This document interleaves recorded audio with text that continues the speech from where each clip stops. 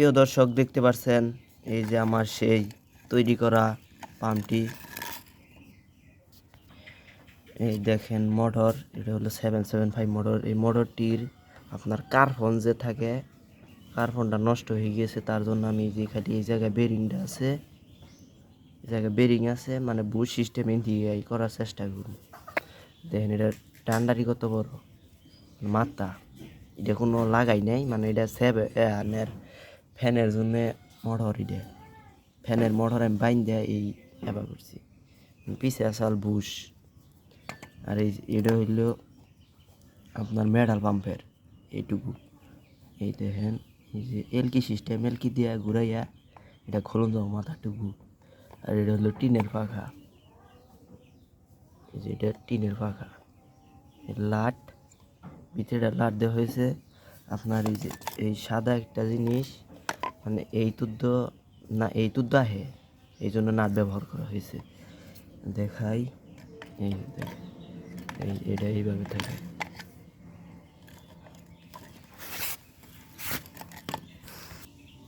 এই দেখেন এই যে এখানে ভিতরে দুটা পাইপ খুন্ড, মানে এটা না দিলে পানিটা ঘুরে এই জায়গায়, ঘুরে ঘুরে আমার পানি ওঠে না। পাখা তো দেখাইলাম না। আর দেখেন এই যে এই জায়গায় প্লাস্টিক না তো, টিউব জাতীয় একটা জিনিস হয়েছে, টিউব হিটে।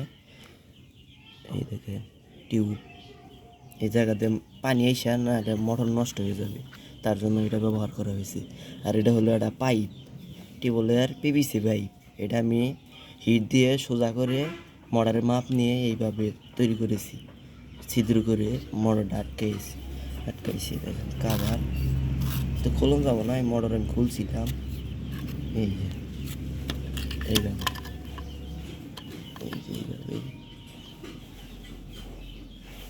এইভাবেই থাকে।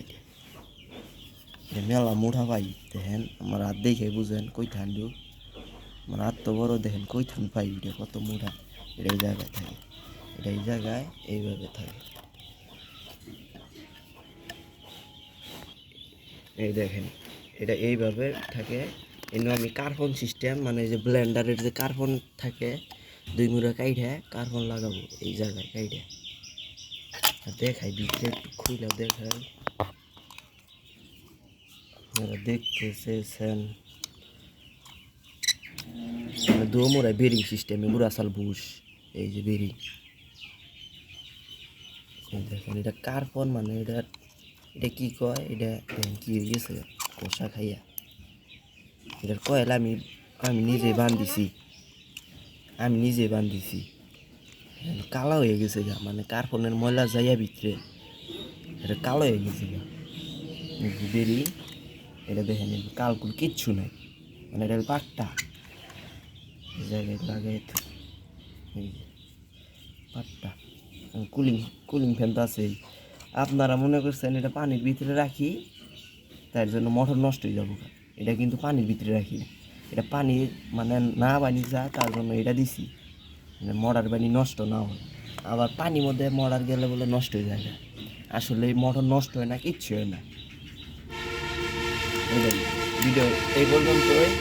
আপনাদের যদি ভালো লেগে থাকে তাহলে লাইক কমেন্ট শেয়ার করবেন। আসসালামু আলাইকুম।